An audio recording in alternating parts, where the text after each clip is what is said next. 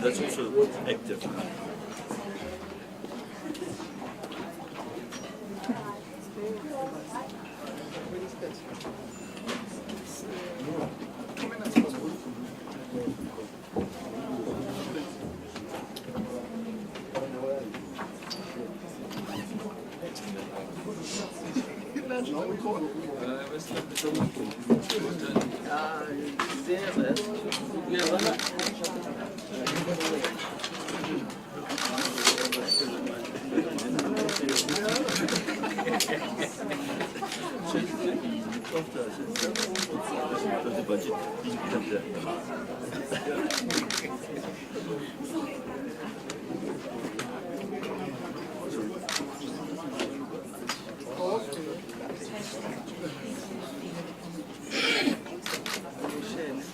Okay, yeah, that's fine.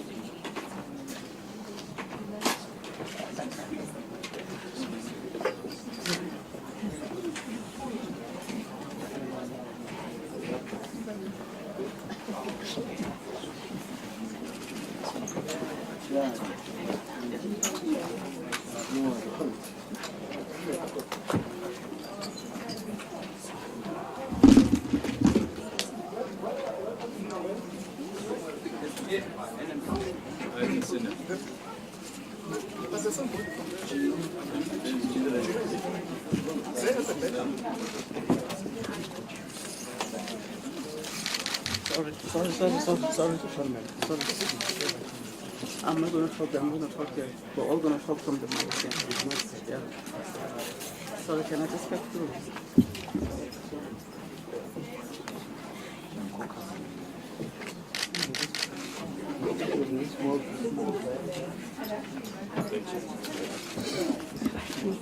Yes. You're right.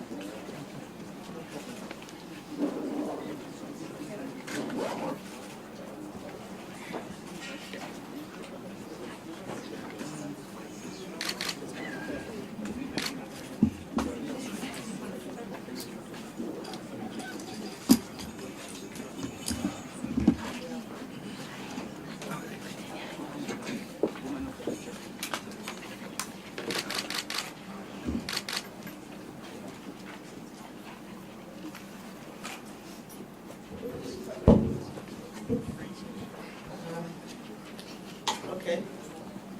Good morning, everyone.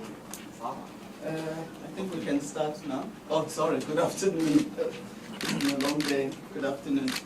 My name is Tandiwe Maimani from the Department of Energy, and I'd just like to the record states that we're here to try to create some clarity over the developments of the past week, the Russia RSA agreement. I think one of my colleagues is handing out the program. It's a very simple one.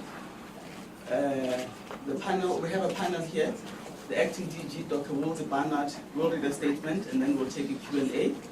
And when we do the Q&A, we'll ask you to please state your media house and also keep your question as short as possible, because I'm sure there are a lot of them. I will start off by introducing the panel. To my immediate right-hand side. we have with us Mr. Olisa Mabongo from the NECSA. He is the Group Executive for Corporate Services. To his right, we have Mr. Phumzile Tselane, who's the CEO of NECSA.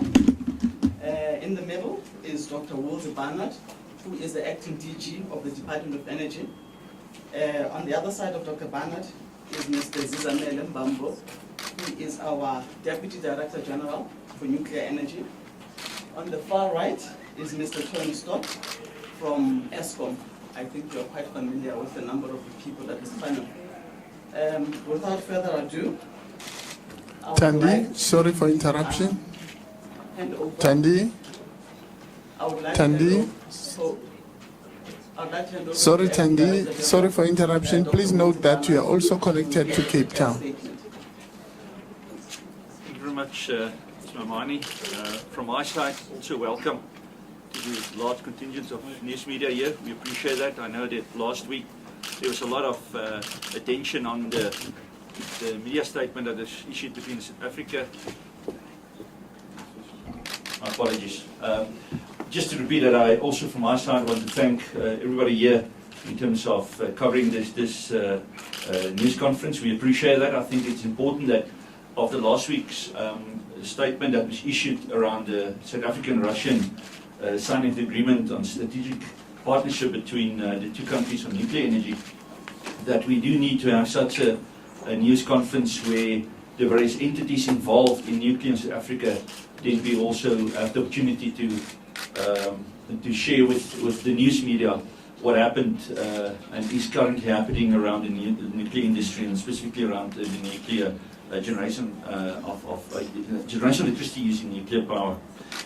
I think I want to start off before reading the full statement just to mention that for us it's important that we get clarity on this issue, because a lot of reports have been issued that is not really covering the baseline story. And I think it's due to the fact that some information have been shared not in the correct manner and not in the full context. But I think what's also important is that let me think of the way that the younger generation these days are using our internet and our social media. It's a language that's not been found in dictionaries. And if you read sometimes some of these comments that's been made, it is difficult to understand what has been said. And it's all about getting used to that language. And for us that have been involved and are involved in this industry, some of the issues makes pretty much sense. But when it's been read outside of that context, it doesn't make such sense. I think therefore it's for us important then to normalize that misunderstandings, and also share with the news media what's the real state of development right now and where we're aiming to go. For now, for the statement itself that's been prepared, just the following. In accordance with the nuclear energy policy of South Africa of 2008, as well as the integrated resource plan of 2010, the government is committed to change the energy mix of generation of electricity to include not only coal that we're currently using, but also using nuclear currently, but also build that out, to use gas, solar, wind and hydro as part of this energy mix. Since the issuing of these policies, as well as the RP, efforts have been undertaken to implement these policies and to make sure that we can get the current energy constraints that we have in the country to be lifted. Hence, the aim is to put the country on a path where the energy security of the country currently, to reduce greenhouse gas emissions, to increase the economic growth, create jobs, and the ability to attract investment. That's the whole purpose of this path we put on in terms of ensuring that we have enough electricity and energy being supplied to the country. This year, an Energy Security Subcommittee of Cabinet was created under the chairmanship of the Honourable President Zuma, and it comprises of various ministers that makes up this committee. The work of the subcommittee focuses on rapid implementation of implementing this energy mix program that the country is currently engaged in. Currently, South Africa generates 5% of electricity from the nuclear power, from Kuwait, a nuclear power station just outside of Cape Town. In this regard, government has a couple of times announced that the integrated resource plan of 2010 which contains, among others, also make mention of 9,600 megawatts of nuclear power to be part of the energy mix. To achieve this, we will commence with the rollout of nuclear build program.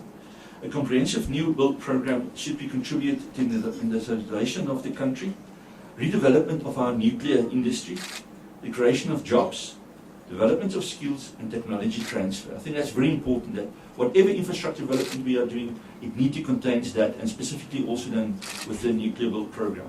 At the center of the new nuclear build program, we will concentrate on localization, that will to ensure that existing South African industries participate fully in this new program that's been implemented. But also, I think it's important that goods, services, and expertise for the construction of new build program of nuclear power stations should be drawn as much as possible from South African knowledge base and manufacturing. The government is committed to ensure that a new nuclear build program is undertaken in a fair, competitive and cost-effective manner.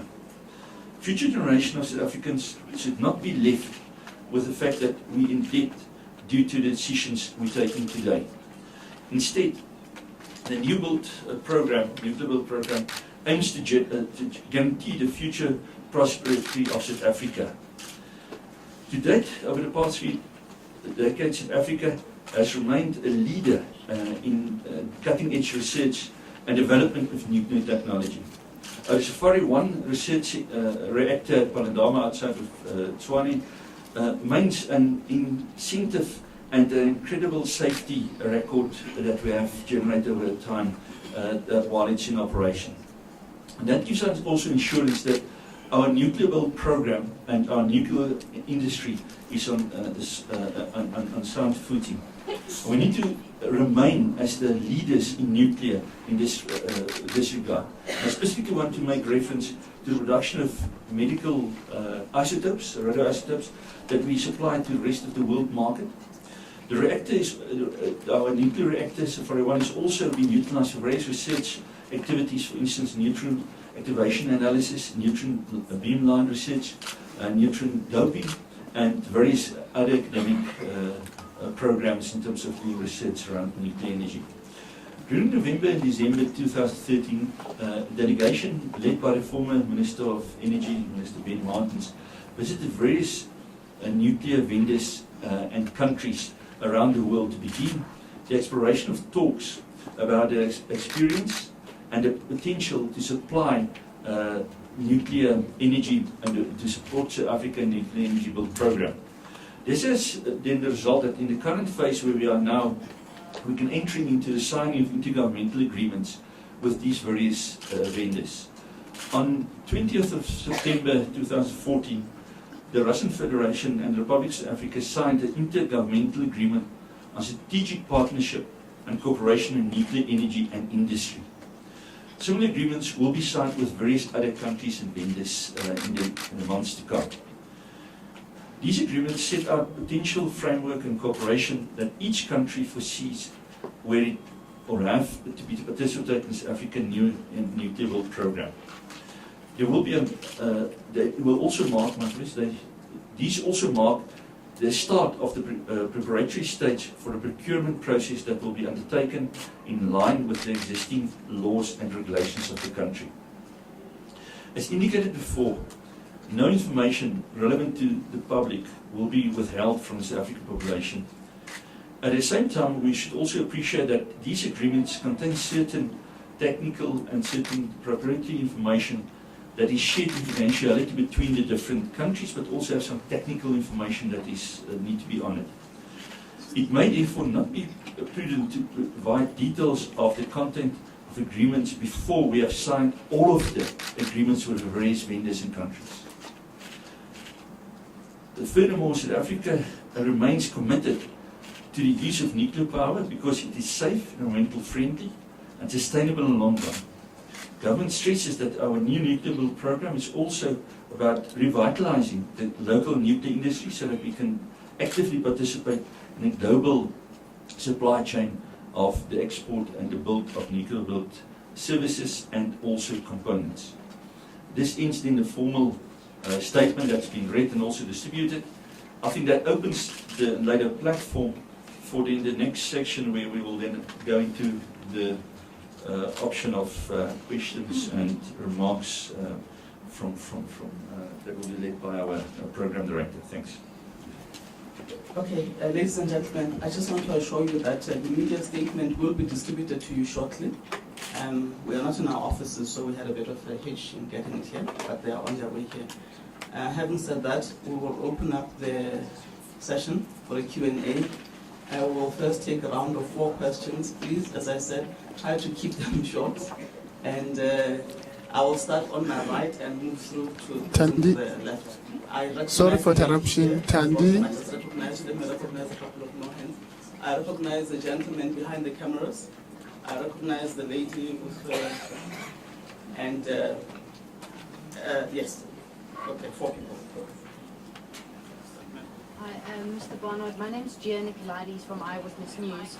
Just if you can explain to us.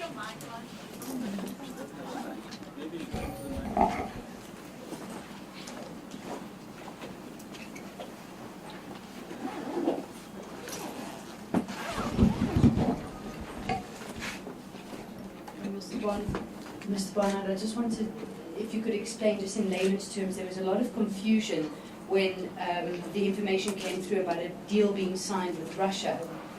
You said that there are a number of other countries involved.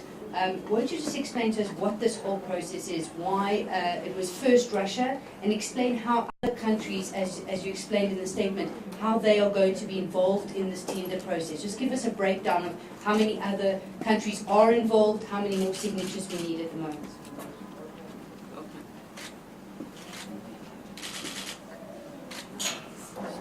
Okay, second one. My name is Chris Yellen from EE Publishing. Mic, is the mic? Hello, my name is Chris Yellen from EE Publishers. My question is addressed to Dr. Barnard. In the initial press statement received firstly from Rosatom and then reissued word for word by the Department of Energy, it states absolutely clearly in plain English that everybody can understand that the Department of Energy had not only entered in an agreement with the Russians for the construction of 8 VVER nuclear reactors, but also the agreement included wide-ranging technology cooperation. So it's stated absolutely clearly that not only did this agreement include the construction, the actual construction of these nuclear reactors, but also wide-ranging technology agreements. In the light of that, can you assure us that that was in fact a mistake by the Department of Energy, and that the press release was issued perhaps too hurriedly or wrongly, and that no agreement has been reached with the Russians for the construction of 8 VVER reactors in South Africa at this stage? If you could just make it clear, because press releases should ensure clarity, but this particular one did exactly the opposite, it would seem. Thank you. Yes, ma'am. My name is Hajra Marjorie from ANN7. A question for Mr. Barnard. The nuclear build program is not in line with the NDP, which cautions against it. Can you explain that? Can you also tell us if the discussion around our nuclear build program was generated out of meetings between President Jacob Zuma and Russian President Vladimir Putin? Can you also tell us at what stage are considerations around costing? Are we looking at a Russia or China or France building it and then selling us electricity? Or are we considering investing in the project ourselves? And if Eskom will play any role? Okay, the last one. Philip de Wet from the Mail and Guardian. Acting DG, you carefully phrased it in the passive, saying that there was a communication problem at some point. Was that your mistake as the department? Was that our mistake as the media? Or was that the mistake of the Russians? In addition, you say that the previous minister visited various vendors. Would you be so kind as to name those vendors, please?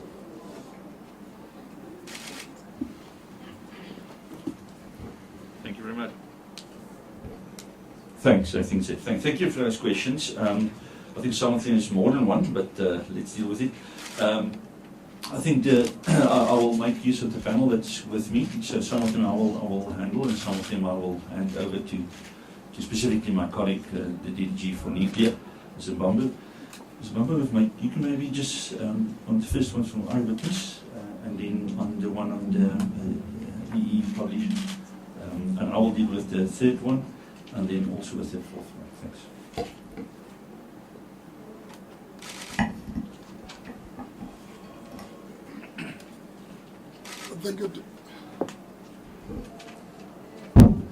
Thank you, Dr. Barnett, and the members of the media for the question. I think I'd like to start by giving a bit of a background before I answer the question, how many countries are involved in this initial process that the department is busy with. I need to highlight, as Dr. Barnett has indicated, that we've got a nuclear energy policy for 2008 that was approved. This policy set out the government framework and the vision around which how government intend to proceed with the expansion of the nuclear build program. Some of the key elements of this nuclear energy policy revolves around the fact that as South Africa, we want to be self-sufficient. We want to be able to exploit the nuclear technology for peaceful use purposes. We want to be involved in the mining. We want to be involved in the areas of the entire nuclear fuel value chain. I think what has been happening is, at the moment, a lot of people seem to focus only on the 9.6 gigawatts, which is mainly for the generation of electricity. But if you look into the program, we're looking into the entire program, which involves training, skills development, job creation, regulatory infrastructure, fuel manufacturing capabilities, components manufacturing, integration into the international markets to supply the components that have been manufactured in South Africa, being able to manage the back end of the nuclear fuel cycle, which deals with the issues of radioactive waste, and the entire nuclear value chain. That is what South Africa is looking for in terms of expanding our nuclear build program. And another key factor is the localization of the manufactured components, because as South Africa, we're looking to create jobs, we're looking to establish industries through the rollout of the nuclear build program. And so, in a nutshell, those are the main driving factors that I'd like the members of the media to be aware of. And another important factor that I need to mention is that as a country, we are a member state to the International Atomic Energy Agency. In that respect, our work has to comply with the international treaties that the country has acceded to. One of the important treaties that I need to mention is the Treaty on the Non-Proliferation of Nuclear Weapons. As part of the work that the department has been doing, there is a number of technical sub-working groups that are looking into the various aspects of the nuclear build program, which I've outlined earlier. And in doing that, we've got the sub-working group that's looking into the issues of corporate financing, procurement, issues looking to the regulation, safety, others looking into the issues specifically for industrialization, localization, skills development, others looking into issues looking around the matters of safety. So what the department has been doing is that through this very highly technical sub-working group, it's been busy rolling out the nuclear fuel strategies that seeks to make sure that we make recommendations to the principals for decisions to be made, technical recommendations, because these structures consist of the industry players coming from the state-owned entities as well as the interdepartmental experts. And so you've asked a question to say why we're doing this. We're at the stage where we're preparing for the procurement process. I need to highlight that the procurement process has not started. What the department is doing is we've gone into the study tours to get to see what these potential vendor countries, what technologies they offer, how they could support South Africa. And in that regard, as one of the requirements that we need to make sure is that we sign intergovernmental agreements so that we see what each country's offerings are, and then we are able to see when the procurement process starts, that's when we know what this particular country has to offer in terms of its nuclear technology capabilities in addressing the needs of South Africa. And then you've asked how many countries and why Russia. South Africa has got nuclear cooperation with a number of countries. And I need to mention, okay, the Russian Federation, the US, we are planning also to sign an intergovernmental agreement with the French. Right now in October, we're planning to sign an intergovernmental agreement with the Chinese. We will also be planning to sign an intergovernmental agreement with the Japanese, so that we are in a position to gather all the information of what these nuclear vendor countries has to offer in terms of addressing the various aspects of the nuclear program that I have indicated. And then you've asked the question, why Russia?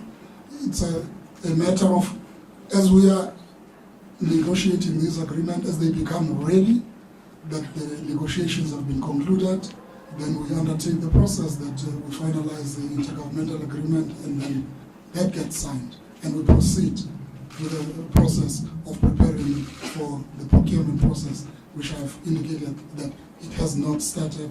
So the work that we're doing creates a foundation for when government decide that it wants to now start the procurement process, what type of a procurement process that the government would want to implement for this program. Is it an open tender? Is it a closed tender?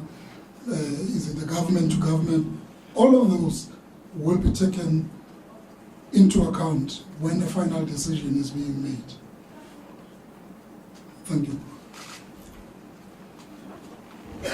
Thanks, Mr. Bambo. I think there's just one or two that I want to add, because there's 4 questions.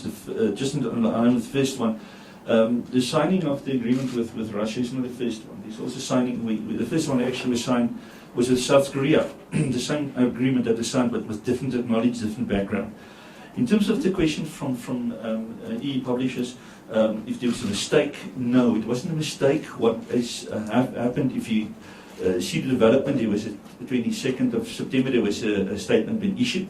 It was followed up by a statement 23rd after the completion of the minister's visit to the 58th Congress in Vienna. And then that was followed up with a clarification one when we saw this misunderstanding on Saturday last week. So just in terms of I think where the misunderstanding comes from is that each country has its own technology, and to procure eventually for 9,600 megawatts, you're going to need to utilize the different technologies that's been offered by those various vendors or countries. And that will differ. In one case, for instance, the technology for Russia, in this case, will boil down to 8. But for another technology, might boil down to 6 or other to 10. We don't know at this stage. As we sign and as we get agreements into their technology, that will be clarified. So with respect to the Russians, their technology that they're using, the so-called WER technology, basically is for that capacity will handle 8 generators to handle 9,600 megawatts. So that's the clarification around why that was stated in such a way. So the agreement said that they will sign with us to assist with the knowledge development for future. So it's not been said it's procured with the Russian Federation. Just say that's what they can offer South Africa in this. The next one that's being signed later this month with France will have a different type of wording regarding the numbers of generators. So I think we just need to get that, and that comes back to my last open statement to say that it's about language. It's a common language that's been used around this. The third one in terms of the nuclear build program not in line with the NDP and some other questions around it I think what's important is that the NDP is a document that gives us direction how to turn the country around and how to take it into the near future. It doesn't spell out specific. It's not a blueprint per technology. It doesn't tell you, if we talk about energy, how we have to deal, for instance, with clean fuels. How we have to deal with octane concentration in the country. That doesn't deal with that. That's just the purpose of the NDP. The NDP is to give us directions like a torch shining into a dark night. And when it comes to nuclear, the direction the torch is pointing us to say that nuclear is there, but please, when going into nuclear direction, just look at all options, investigate it thoroughly.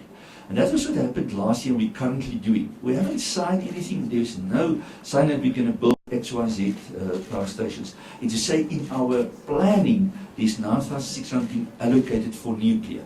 Now, how to deal with it? How are we going to build it? What's going to be knowledgeable? I think that's important for us at this point in time, to make sure that what is in there in the NDP says, if you want to go that route, you need to look carefully.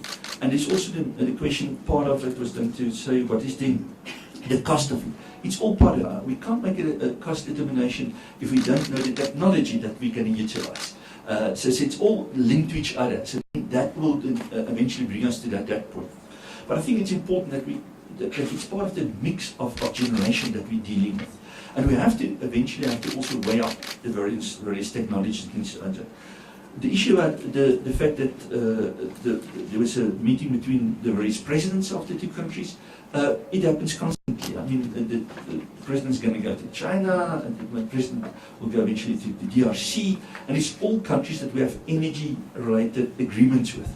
And what happens beyond such visits is various treaties, various agreements. There's just one outflow of such an agreement between the two countries was this energy one with Russia. And we also will make the information available when the minister is leaving for France for the signing of this agreement with the French. So that will also be made available in the same way. We'll issue an agreement statement, we'll issue the finalization of that visit of the Minister of Energy. The comment about ESCOM, the role of ESCOM in that, it's a loaded question, so I think I need to just deal with that. We have ESCOM here, but I think that question needs to be dealt with government in this regard. Is in the State of the Nation address of President Zuma, the 7th of June, mention has been made that the state of the SOEs, the state-owned entities, linked to energy, need to refocus and reform to also address our energy needs and the energy challenges we're currently facing. So it also means the way that ESCOM have been dealing with generation capacity and other services need to be considered in this way. The same as NECSA is the issue. I think it's important that Eskom, we know, is build, operate and own, or build, own and operate generators. In the nuclear, we might need to go a different route. That depends on the technology, and depends on the model that we will choose at the end of the day, because those are linked to each other, and that will then clarify what is going to be the role of Eskom in that.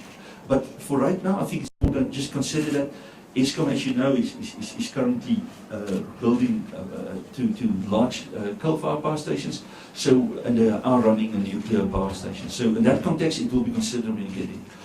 Around the question from Mail and Guardian, the mistake, I think I dealt with it.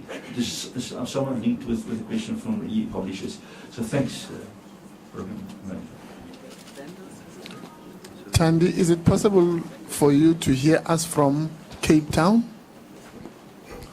Thank you, Dr. Bernard and the members of the media. One of the questions was asked as to what vendor countries were visited. I think I need to indicate that these vendor countries were visited during the period November and December in 2013. The countries visited was South Korea, Japan, China, France, the USA, Russia. There are 6 countries that were visited. Thank you. Okay, I'm going to take another round here, but then we must move to Cape Town because there are journalists also at the media center. I'm going to start at the back. Those are the hands that I saw first. The lady with the black top, the gentleman in front of Pumla, and the 2 ladies here in front of me, the red jacket. Yolandi Groenewald from City Press. I just want to know what government-to-government procurement process would be. Would it just be that you exclude other countries? And then I want to know when will the roadmap be available? It was supposed to come out in November last year, but it still hasn't been released. Hi, it's Angelo Coppola here from China Central Television. 2 questions. Firstly, on a policy matter, if nuclear has been part of the IRP and long-term energy procurement, why was the pebble bed modular reactor canned in terms of its research? And then secondly, if, as Dr. Barnard has put it, these are all different agreements because they're different technologies, why won't you release the Russia agreement? Because it doesn't relate to anything else. Thank you. Good day, Acting DG and other members of the department. My name is Simone Herodin for Daily Sun. I have a question related to the safety of workers. DG, earlier on you mentioned the safety record of Pelindaba. But just on Tuesday evening, the public protector revealed to us that she's busy with an investigation on workers at this NECSA plant in Pelindaba who are suffering adverse medical conditions as a result of the employment at the corporation, and they also accuse NECSA of failing to provide them with medical treatment and compensation for diseases. So is there any specific policies that you will implement to see that this is not repeated in the future at the nuclear facilities? Thank you. Good day, I'm Parashni Govender from Reuters. I just want some clarity, following Hadra's question. Has the government now decided that nuclear is the way to go, and will all energy, maybe that's the wrong choice of words, will all efforts now be focused on going the nuclear route? And secondly, can you give us some time frames from when these agreements are going to be signed, and how long is it going to take to come into effect thereafter?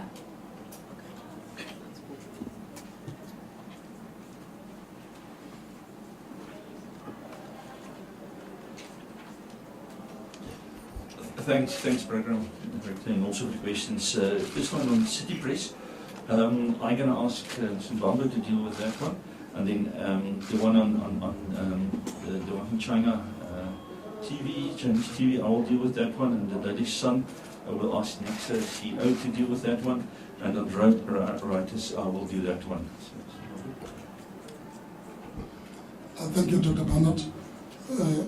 The issue that was asked was around government-to-government procurement process.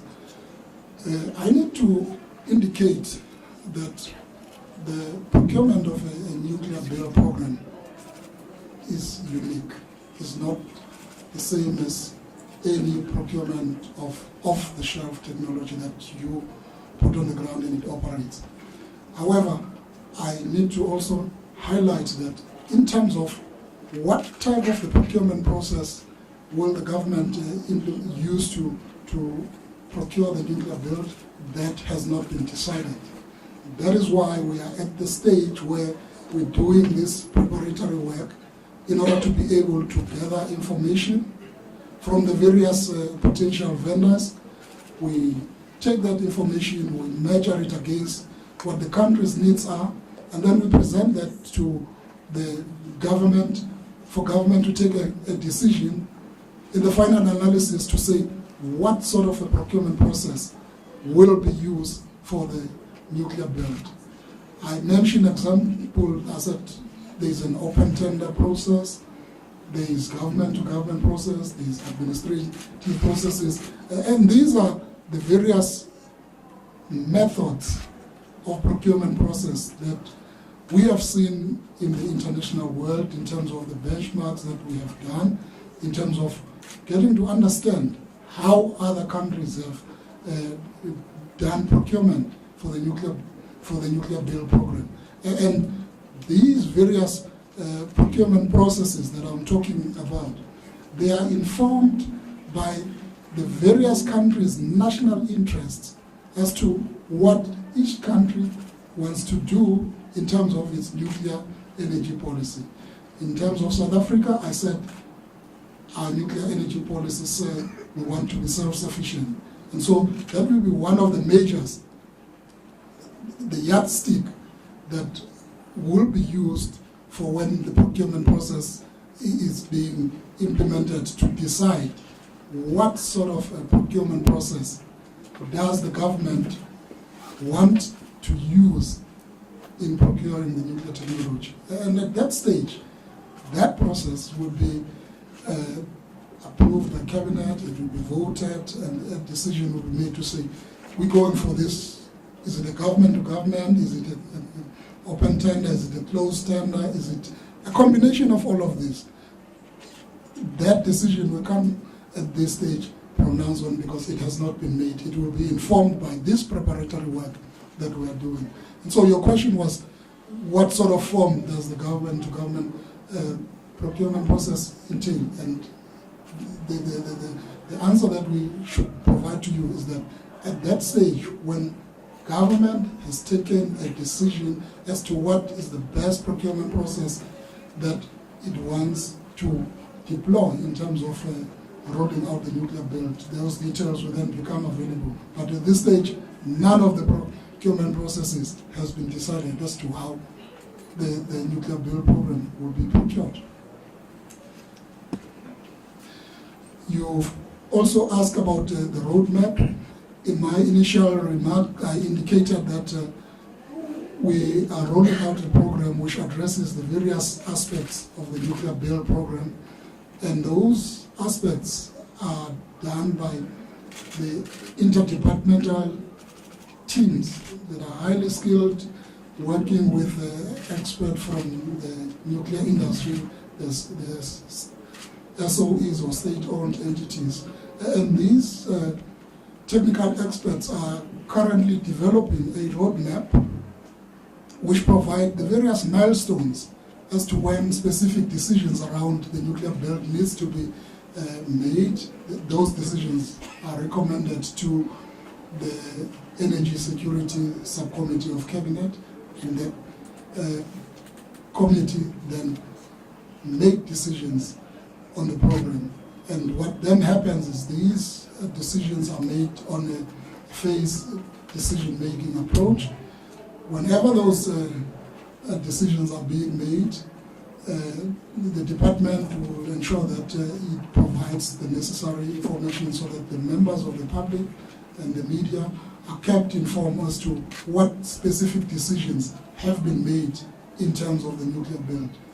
At this stage, the roadmap, it's a government document that guides how the process is being rolled out. It cannot be released at this stage because it then may compromise the process. So, on the nutshell, when various decisions addressing the various aspects of the nuclear bill program are being made, those will be made, the department will make the information available in terms of updating the members of the public as to what specific decision has been made on the program. Thank you. Thanks. The one from Daily Sun, Safety of Workers, Panadala, the CEO of NECSA, is the one who will deal with that. Thanks.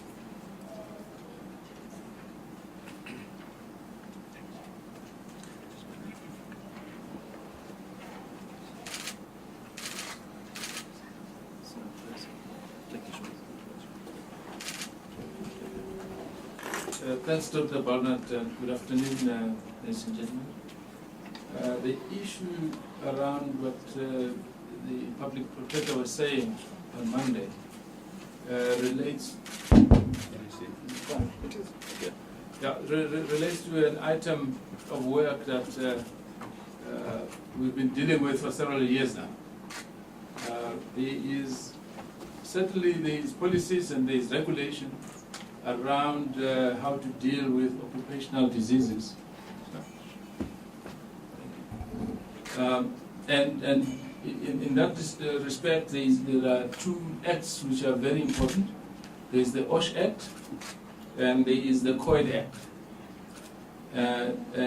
Because we are in a nuclear environment, there is also the National Nuclear Regulator Act that manage occupational diseases in nuclear plants, or even safety related to workers and the public. What has been happening is that some workers that worked at Pelindaba many years ago claim to have been affected by their work. And investigations were made, reports generated, and this has been handed over to the Compensation Commissioner who deals with occupational diseases on the basis of the COID Act. Also, these reports were shared with our National Nuclear Regulator, and on various occasions we've had to field questions from the public protector, who we are cooperating with on a regular basis. And we've given her and her investigators whatever information that she's requested. It was a surprise to us to see on Monday a press release that she's investigating NECSA. However, we think that it's within her right to ask the questions, but we have sent her to the Compensation Commissioner, and I don't think that information is being taken on board, that the workers have not been hurt by radiation. Some of them have hearing issues because of the type of work that we're doing, which is an occupational disease. And there is very little evidence from our reports that they were affected by radiation at all. We welcome the public protector to come, and we will certainly share the information with her as she requests further information. I don't know what other information should be requested. Thank you. Thank you. The other two questions that's still outstanding is the one from, my apologies, I don't write down the full name, but I know it's Chinese TV, but I know there's another acronym with it, so my apologies. But the question was in terms of the policy of RRP, and then why the Pebble Bed Model Reactor program was then shelved. I think it's important that we also take cognizance that the RRP was published in 2010. The Model Reactor program was a couple of years back. The situations in Africa in terms of electricity supply at that point in time was totally different than what it was then in 2007-8. So it changed the way we are had to think about the supply of electricity. So at that point in time, it's a modular reactors. That means it's done generate electricity in a more confined, small packages. Which, if we look to what the demand and the change in our demand for now and the future, is that it's mostly based on base load. So it means megawatts that we are requiring to supply the industry and to keep the economy going. So that's what we need, and hence why there's also been a change in terms of the type of technologies we're interested in, type of mix of energy carriers we're interested in. So the needs have changed, and hence why at that point in time it was not, it is different needs at that point in time when the program started, but as it developed, we actually found ourselves more into baseload constraints as we're currently in. The question around will the Russian agreement and technology being made available, I think it has been dealt with, so that while we're busy with this, it's unfair now to make that sort of information available, because there's certain aspects that can be used against the first signatures if that's been made available when we signed with other countries. The one from the right is in terms of the nuclear, the road, and if there's any, why there's no suddenly. I think it's important that it's part of a mixture of technologies that we're dealing with right now. 3 weeks ago we signed the Grand Inga agreement to import hydro to South Africa and to other SADC countries. We're busy now with a new coal program, different technology around coal and the way we're going to manage it. Gas is also, gas policy is finalizing, gas generation is going to play a much bigger role. So it's not only nuclear, it's a basket of supplies that we will utilize, and nuclear will form part of that. But it's all spelled out in the IRP, and also IRP that's updated, that's currently in process to be on its way to Cabinet for final approval or a decision on what to do with the IRP revised one. And that will then spell out all of these different technologies differently, or what will be then the way forward. But I think it's important that it's a dynamic environment. Your demand and your supply keep on changing. That's why I have to update and look at it. But in terms of base load, it's decisions you need to take long term. You can't decide this year, I'm going this direction, and next year I'm going that direction in base load. In your medium and your low generation capacity items, you can do those changes, but not on your base load. So you need to make a firm decision. We're going in this direction, and you need to follow that. I think there's one also on how long is the procurement process going to take that we need to cover. So if you can just deal with that, Mr. Brown. Well, thank you, Dr. Barnett. I think in terms of how long the procurement process will take, the work that is being done now seeks to go to that direction. But as to how long it will take, it will depend as to the type of the model that would be approved by government. That's the model that the government would want to use to procure the nuclear bill program. Various models have got various timelines, and depending on which one has been used, if you use a combination, you'll get a different timeline. And it depends also as to the complexity of the model, the nature of issues that you have to deal with, and that then provides you an indicative time. But yeah, that's how it will happen. I think once we have got to that stage, when the procurement process has been approved, that's when we can give you a clear indication that we expect this to take this long. But at this stage, if I give you the details, that would be too early in the process to start indicating how long it will take when it has not been decided which one is it. Thank you. Okay, thank you. We're going to move over to Cape Town now. Cape Town, can you hear me? Yes, Tandy, we can hear you. We've got 4 questions in Cape Town. Okay. Yeah. Hi, thanks very much, Tandy. It's Carol Payton at Business Day. Dr. Barnett, thank you very much for the opportunity. Just to clarify now, the words you used earlier were that in order to meet the demands of the energy mix of 9,600 megawatts, you said to achieve this, we will commence with the nuclear build program. So does that mean that number one decision of whether there will be a procurement at all, that decision is made? Is that decision now done? Could you clarify that? And if so, how come is it done if you don't know two important things? Number one, what the IRP update says, and number two, what the financing model is and whether we've got the money for it.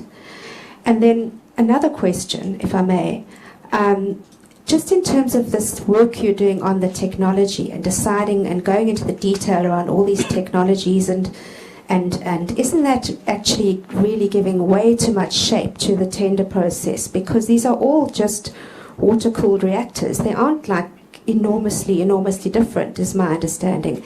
It's not as if they're completely different technologies. So could you perhaps tell us why you're going into such detail? Because it's actually going to define which country you choose before you've even got to a tender process. Thanks. Okay, we'll move to Jan. Thank you, Chair. Jan Nyabar for the Sunday Times. Firstly, how would you describe the role of the President in this whole process? Because that's been under a lot of discussion. Secondly, at what point will you announce to us the content of whatever it is that you signed or did not sign with the Russians? Thirdly, where is the Minister of Energy? Fourthly, you said, if I understood you correctly, because we still don't have your statement, that no information relevant to the public will be withheld. Who will decide what is relevant to the public? And finally, what is your budget? And then we move to the third end quickly. Hello, it's Melanie Gosling from the Cape Times here. Mine is also a question about financing. When Eskom called for tenders in 2008, the deal was called off because it was too expensive. Since then, nuclear power's only increased in price. What makes South Africa think now that we can afford it when we couldn't afford it then? And the second question is, there's some technologies, I think the South Korean one, and I'm not sure about China, that would not get authorization in the United States or Europe because of safety features. But South Africa is already talking to Korea and China. Does it mean that we are considering getting a fleet of nuclear reactors which could expose South Africans to a lower degree of safety than people in Europe or America would be? And we take the last hand on this round from Cape Town. Donald Presley, Fin 24. Would the acting DG describe the recent trip to Russia and ongoing trips as a window shopping exercise? And secondly, does the Energy Department regret the scrapping of the PBMR program which had been developed by South Africa in retrospect? That will be all for this round, Tandy, in Cape Town. Back to you. Thank you. Thanks, Cape Town. I hope it's loud and clear from this side. While we're in Pretoria, it was very clear. So thanks for that. The first question from Business Day in terms of the fact that 9,600 megawatts of nuclear is going to be procured, and then what about the effect then on the IRP update? I think it's important that we're dealing now with nuclear. If we start talking about coal, so for instance the debate or the question today was about coal, then we could ask exactly the same question. The allocation for coal that's been made in the IRP for now, it slips my mind, but I think it's 8,000 or somebody just can assist me. But just for arguments, don't quote me, but it's quite a substantial amount in the IRP. So for not just now, I can't, I normally I can recall, I think it's 2,500 megawatts. If you talk about that, for instance, then you can go into what sort of technology you want to do. what sort of size you want to do. Do you want to do 100 megawatts, 200, 300 megawatts? Do you discard coal, for instance? Or do you want to go for a mega 2,500 megawatt single power station? So then that will be the debate around in the coal. But the same one is right now, we're busy investigating what coal options we need to go for the future. The quality of the coal, cleanness, etc., the size. So exactly the same we do with nuclear. The fact that we now busy with this process is a process of investigation because it's in the IRP, but part of it is to say that's a technology we want to latch on. But there's a lot of things that happen beyond that. We can't make decisions we don't have the full picture, and that's what we're doing right now. So it's in the IRP, and remember I also just mentioned in my previous comment that on your base rate, you can't chop and change from one day to another, from one year to another. So you need to go in a certain direction. So with that being said, I think it's important that the IRP update will and have reference to nuclear. So the detail of that will come out when it's formally published. But in terms of the nuclear, say that we procure already, that's not the issue. We haven't procured. We've said it's agreements we signed, as with the coal, as we signed with the Grand Inga on hydro. We didn't decide on what type of HV lines we're going to bring the electricity from Grand Inga to South Africa. Is it DC or AC we're going to use? I mean, sorry to go technical, but that detail is not there. Now we ask around the detail around this one. It's in there, we investigate. We have to make a final decision of all the options available. We need to know what we need to pick in terms of the various criteria we put down there. That we not run out of capacity. I think that's a very important issue that we keep on not putting on the table. It's security of supply. If we're not addressing that, and we keep on debating, we're going to sit here in darkness in a couple of years' time because we haven't made a decision. So we have to make all of these available to ourselves to make a decision. And I think the decision will be made available, and that's the same with the nuclear. It's part of the whole package we investigate currently. The procurement haven't been decided upon. The financial model around it, yes, it has been, there's a comment being made around the fact that, and sorry, Cape Town's also jumping to that one, but the financing in 2008 that Eskom have then stopped it. But it was around the model that Eskom used in terms of build such a nuclear power station. Remember I mentioned build and operate, that was the Eskom model. So this might be different. So at that point it didn't make sense for the Eskom environment. So we have to consider that it was a decision that the entity took. The issue about the technology, different.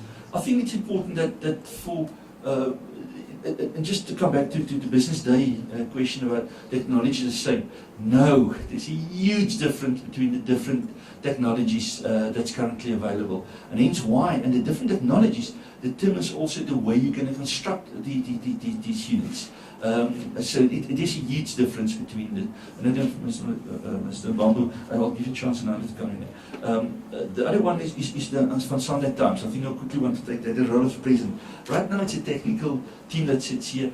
We're dealing with the question around the policies of the Department of Energy. The President is meeting various presidents in his bilaterals, in signing of agreements. Those visits is something that's done by the presidency. We're dealing with technical issues, the agreement, and that was the purpose also of this news conference. The process that how it will be made public, and I'm going to use the example of the Inga, Grand Inga agreement. There's some of the, for instance, business days, I know the journalist, she was there. The agreement was signed there. That agreement now has to go through for cabinet to decide what to do with the content of that agreement. From there, it then goes to Parliament. Exactly all agreements is following that route. So there's nothing unusual. This will also follow the same route. The issue about a budget, I think I dealt with in terms of the fact that it depends on a model that we're going to take it forward. We do need to compare the various technologies, coal, nuclear, gas, hydro versus each other, and the function they're going to fulfill for the country.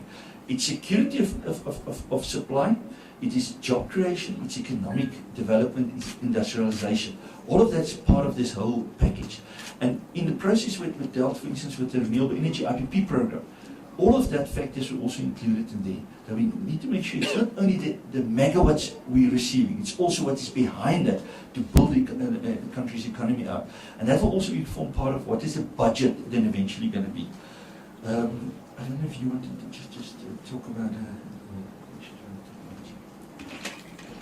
Thank you, Dr. Bernard, and the members of the media. The question was around the restrictions on the transfer of technology if South Africa choose the technology coming from South Korea and Japan. And I think I need to reflect on the issues I've highlighted around what is the key factor for the South African nuclear policy. The key factor one I've mentioned was that as a country we want to be self-sufficient, we want industrialization, we want localization and also technology transfer. And so as part of this work that we are engaged in the preparatory work where we are signing these agreements, we are in a position to be able to see which of these vendor countries is potentially likely to offer South Africa.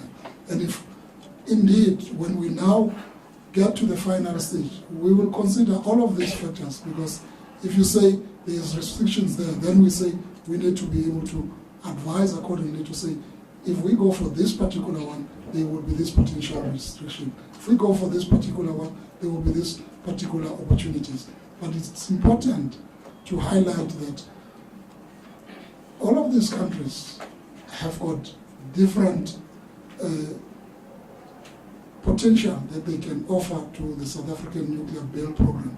Remember, we said it's a nuclear build program. It's an entire nuclear fuel cycle. So they have got a potential to offer South Africa various aspects of the nuclear build program. It may not be technology transfer, it may be training, skills development, or other elements of the nuclear build program. And so we are taking all of this into consideration when we are signing these intergovernment agreements with these countries. Thank you. I just noticed that the question from Cape Town, there's also one on the South Korean technology not being approved in the USA. I think it's important here is that two things. The one is that some countries keep other technologies out of their country, in fact, their own interest.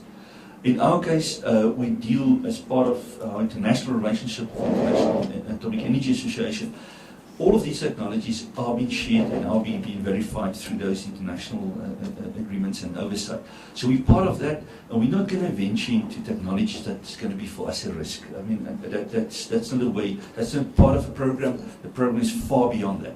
That's why we also build capacity very much, so much in our nuclear national regulator, to ensure that our oversight in terms of technology, and also in NECSA's case, that our oversight is to the best that's possible available in the world, to make sure that our technology choices are the correct ones for the country.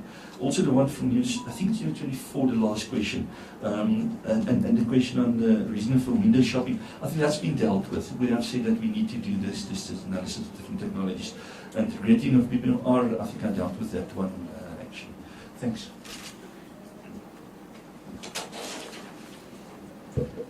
Tandy, we've got a follow-up. One from Cape Town, a quick follow-up.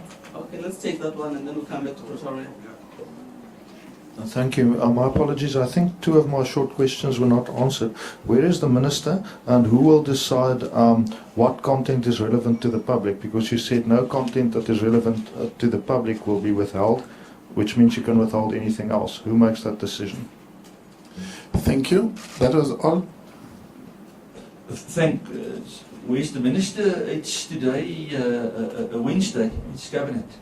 The minister is at cabinet. I don't know if they're out yet, but it's a cabinet meeting. That's where the minister is. So, in terms of the what is the content, I think it will pretty much be the issue around what the technical issues are. So, the type of agreements that will be made available, but we can't, when it's around the technical specifications and the way the technology will be offered, that's the issues that I think that's of importance, that's relevant to that specific country or the vendor. So that's the sort of things that would be normally be made available, except if the vendor is willing for us to make it available. It's not only on our side, it's also what the vendor other countries is requiring not to make available. So thanks. Sorry for missing out on that one. I did notice. My apologies, I haven't answered. Okay. Dr. Barnett, I think Janjan is saying you didn't understand him very well. I'm apologies about that. Can you repeat, Janjan? Sorry, my question isn't what won't be answered. My question is who will decide what is relevant to the public? Who will decide what cannot be answered? There will be two aspects. One, as I already mentioned, about the technical issues there.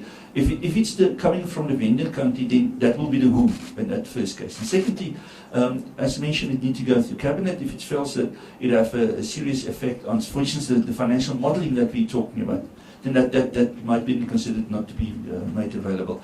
Eventually, then it will go through to Parliament to ratify that decision. So that is the basic issue, but there's also, I mean, the whole aspect around the fact that we need to take cognizance of who we side with and what they're going to feel comfortable with to make available. Thanks.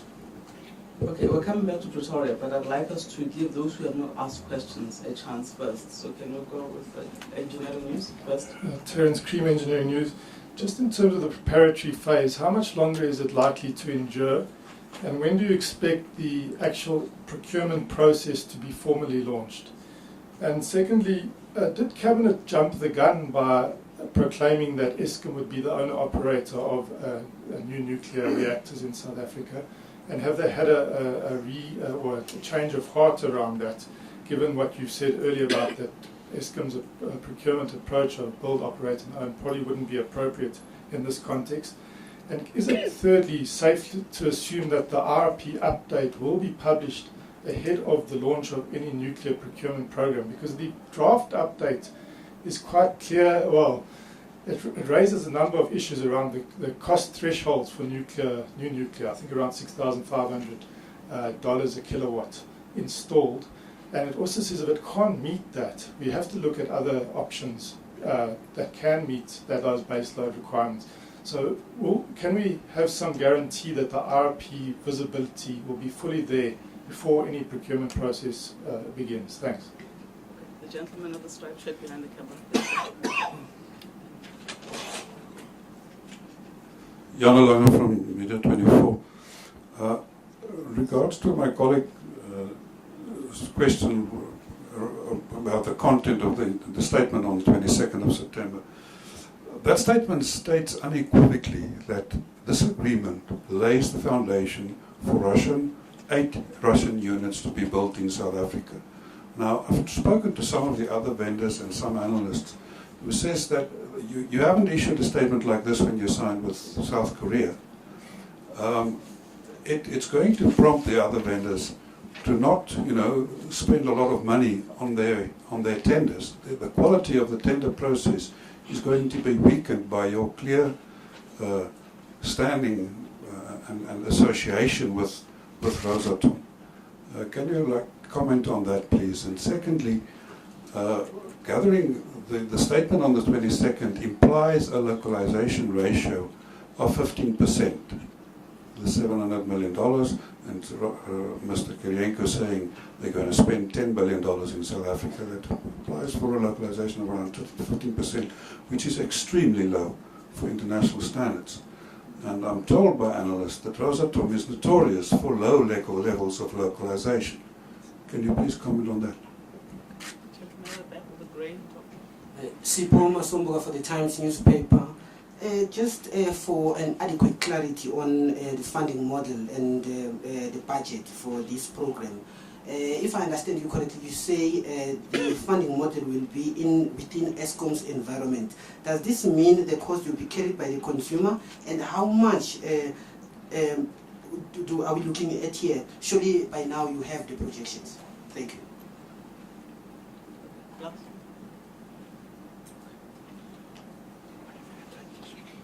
Chris Yellen from EE Publishers again.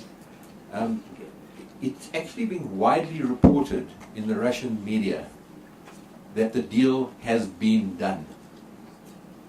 In fact, they're reporting exactly what the DOE and the Rosatom initial press release said. Can you please give the Russians today a clear message, as clear as you've given to us, that a deal has not been done yet, and that this is just a preliminary process which is just starting, and it will involve many other countries? Just what you've told us now, could you convey that unequivocally to the world? Thank you.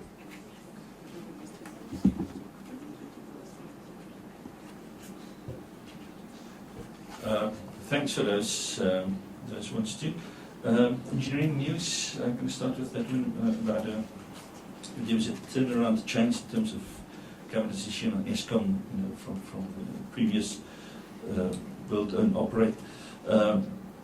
I think what we need to take cognizance of is that the circumstances have changed. If we refer to 2008, it was before the IRP was then published. I think also need to take cognizance of the fact that although in the Energy White Paper 1998, it stated very clearly that government need to take control of the future design and planning of energy needs and electricity needs of the country. But for a number of years thereafter, it was left to ESCOM. ESCOM was doing that on behalf of government. There was agreement, and it was seen that ESCOM is making the decisions what technologies need to be implemented, etc., etc. So with the 2008 decision, it's at that point in time when that decision making was slowly but surely taken back into government's department's hands to look after it. And hence, in that regard, ESCOM had to reconsider, that they can't make decisions on technology if it haven't been approved through policy lines. And that's also, I think, we need to consider that the issue at that point in time. But I think also it's important that as we venture into this discussions around nuclear, is that the nuclear build programs in the world is different from any other type of technologies you're dealing with. So you need to manage it differently. So it can't be managed in a way you deal, for instance, and I'm going to repeat, coal-fired power stations. It's different type of technology, different type of means of modeling and financing. Also, that is your time length of technology is different. A coal-fired power station these days, 35, 40 years. Nuclear power stations, 60, even are they talking up to 80 years now of running. So your modeling is totally different, hence why you need to consider it in a different way. The question then, if it's going to be, and sorry, that's also why, it's not the change, it's what the change has come with the fact that government, through the Department of Energy, is responsible for the planning of energy of the future. So IRP is then the first one on electricity that spells out the long-term view, and in that context also the ESCOM had to make that decision, that the decision of new technology is taken by government, not by utility. The IRP, and when it's going to be published, the updated one, yes, it will definitely be before the procurement process is started. It's in the process right now, so how long it's going to take to be finalized and published, unfortunately can't tell you that, but from our side we have done our work. The issue about the localization, I think I'm going to ask Mr. Bambu to deal with that before you go. And then the issue about the funding model, I think I'm also going to ask Mr. Bambu to deal with that. And the last one from e-publishers, the message to Russia, we made it known now, it was made known during the agreement sign. There's a clear understanding to the parties what is in it. So no, I think for our case for today is to make it clear we want to go because of the fact that it's not only with the Russia that we sign deals, it's also other technologies. So yeah, there will be that have been made available to them during the 22nd, 23rd discussions with them. Maybe just 50% localization. Thank you, Dr. Barnett, and the members of the media. You've talked about the issue of localization. What I need to indicate is that what we saw is the Russian offer, where they indicated that as part of the re-establishment of the South African industry, based on their international benchmark, international expertise in doing these types of work, they making an offer of $10 billion as part of establishing local industry for making sure that South Africa is ready to roll out the nuclear program.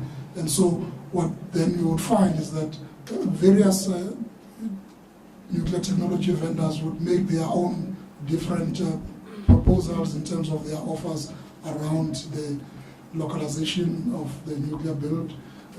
However, as I had indicated earlier, that as one of the strong pillars of the nuclear energy policy is that localization is a factor, is one of the strongest factors.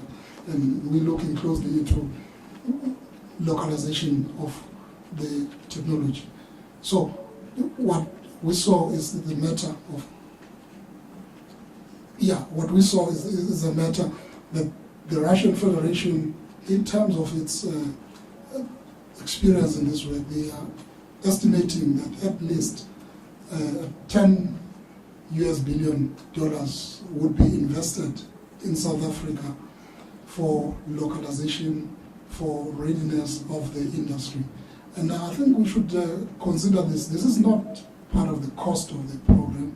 This is what the Russians are proposing to invest into the South African economy to make sure that the South African industry is ready to participate fully into the nuclear build program when it is started. And so I think that's a comment I'd like to make. And any of these vendor countries will make various proposals around what their localization content is based on their experiences. And as government, when we deal with this work and analyze it to make recommendations for whichever procurement process that would be approved in the future, all of these factors will be taken into account. Thank you. My apologies, I missed out on the one from Times News and the question about there's a carrier is going to be carried by a customer. I think it's important that South Africa and the government have a policy of user pay principle. So the customers will pay for it, and hence why it's important looking to the various financial models around. If you build a coal power station, what is it going to cost you to pay it off in its lifespan vis-a-vis that of nuclear feeds? And so that's all part of your equation you need to.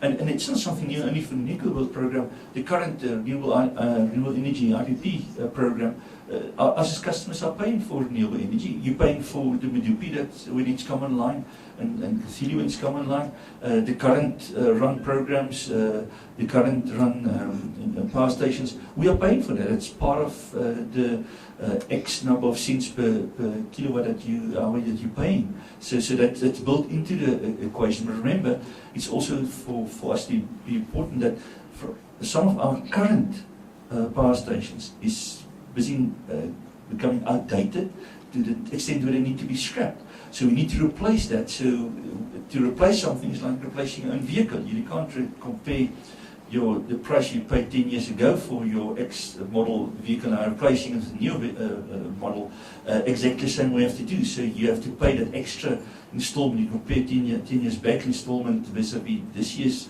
installment, it's going to be totally different. It's the same year, customer will pay, hence why it's important also to look at the long-term influence of that on our customers. Sorry, Mr. Okay, thank you, ladies and gentlemen. I think we've come to the end of this media briefing. We do have Mr. Mbambo and Mr. Mabongo who will be available to do interviews, one-on-ones beyond this. Mr. DeLange is insisting on one last question. Can you please respond to my question on whether you already put poisoned the process with your close association with Rosatom? Thank you, Dr. Barnett. In responding to the question, I need to point out that South Africa has not poisoned the process by engaging with the Russian Federation in terms of signing the intergovernmental agreement. And in fact, what South Africa is doing is that it is doing the preparatory work which is necessary for South Africa to begin the procurement process. And so, indeed, the process has not been poisoned. The process has not been started. The preparatory work that the Department of Energy is doing, it is necessary.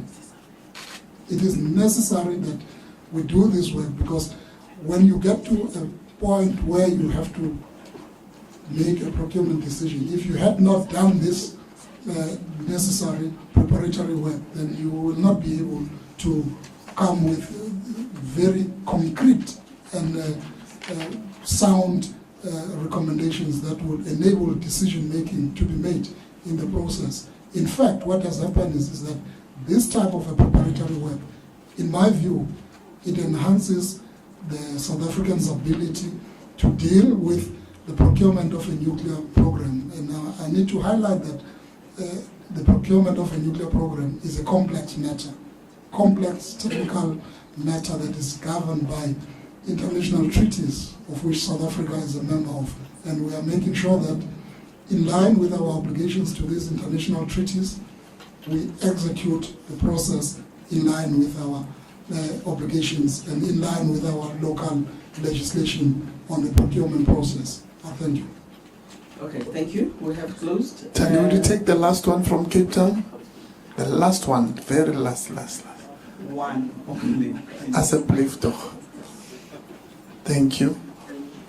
Thanks so much, Tandi. Carol again. I'm just coming back to this issue of whether, not whether procurement has started, but whether a decision that there will be a procurement has been taken. So could it be possible that the Cabinet Subcommittee or your technical committee could come to the conclusion that there will be no nuclear procurement, or is that not one of the options? Will there be nuclear procurement as we know it from today? Thanks. Yeah, that was the last one, Tandi. Thank you. You can close it from our side. Thank you very much, Dr. Barnett, and the members of the media for this question. I think we've said here repeatedly that yes, indeed, there will be a procurement process, and the work that the department is doing is in preparation towards the procurement process. And we've highlighted here that various models exist in the international space of the procurement process, and South Africa would review all of this and choose whichever procurement process it chooses to implement the nuclear program. And that decision will be made in future. The work that the department is doing seeks to inform that process. So indeed, I confirm to you that there will be a procurement process. Which procurement process? I've indicated there's different models that are being used internationally when you're procuring a nuclear program, and those get informed by the various countries' national interest as to how each of those countries want to roll out their nuclear build program. And this will apply to South Africa as well. Government will take a decision and say, what is our national interest? What is our policy saying? What are the key factors that we consider in rolling out this process? And government will then decide. This is the procurement process that is going to be implemented in rolling out the program.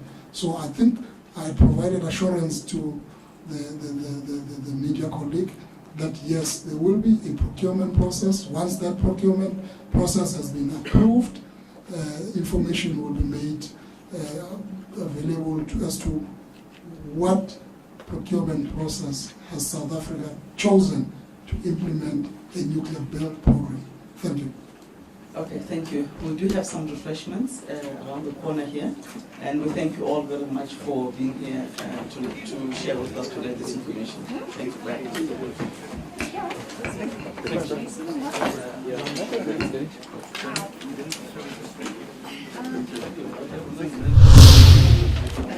The DA says South Africa's Russia nuclear deal has potential for corruption on a grand scale.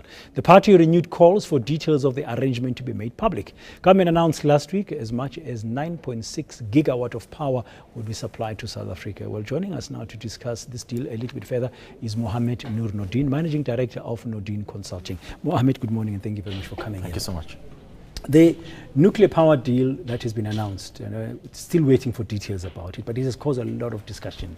And opposition parties take a particular view. Other commentators say nuclear energy is not good for us. Nuclear power on its own is a problem. So all kinds of things. But if we look at this, South Africa is part of BRICS, the Brazil, Russia, India, China, and South Africa, of course, that trading bloc. And this deal like cements those kind of relationships. Is it a good deal for South Africa to do with Russia at this stage? I think, I think it's Kissinger who said, countries don't have friends, we have interests. And we have preferred partners, preferred friends, and we do deals with them. We should not be shy about it. There's nothing wrong about it. The US likes NAFTA, it likes G8 and so forth, and it goes on. And so South Africa, we're in BRICS, we have good relations with Russia, and in that context, so this is not saying whether it's good or bad for South Africa, that's another discussion. It is only logical that South Africa would take certain parts and very strategic projects such as nuclear to one of our BRICS partners. It doesn't mean we don't do business with Americans and the West. General Electric, they're doing huge deals with Transnet. We have Coca-Cola, we have McDonald's in South Africa. It's not that we're anti-American, anti-Western, and the relation should not be looked at in that context. But yes, we do have our preferred partners, and nuclear is a very sensitive issue, and it's only logical that it would go to someone who we are close to.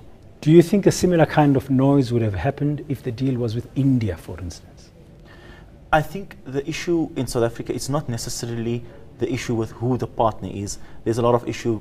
I think it comes within the broader discussion around the president and the ANC and issues of this nature. So I think that is also why there's a lot of pressure and a lot of noise around the deal. Well, the relations between Russia and South Africa, are historic in the sense that, in the old days of the Soviet Union, Moscow supported the struggle against apartheid in South Africa, supported the ANC, supported the Communist Party. Those roots are deep. Do you think they play a role in making such decisions from your knowledge when you deal with the foreign governments? I definitely, that definitely has a relation. You should also remember, it is by no accident that South Africa sits in BRICS. When South Africa came to BRICS, you had socialist, leftist parties running all of these governments.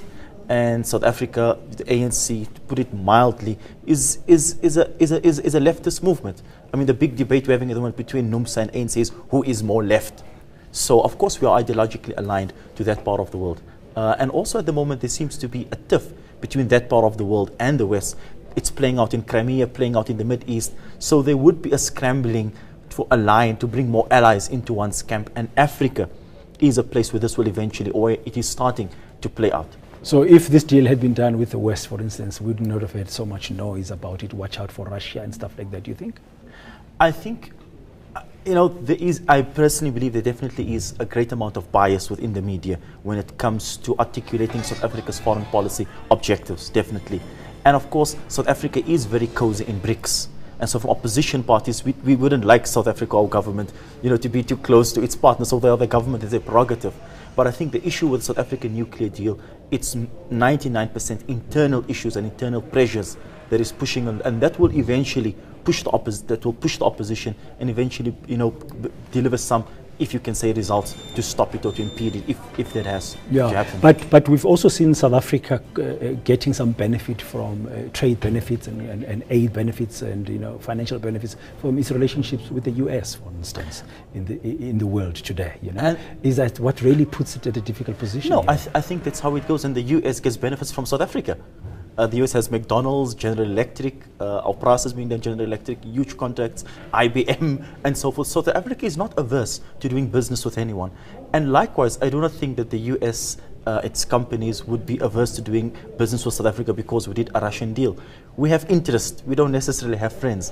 And as long as there's enough money flowing around for everyone, we'll maintain those relations. Should the government be telling us more as a South African public about its interests? I definitely think the government should be doing that.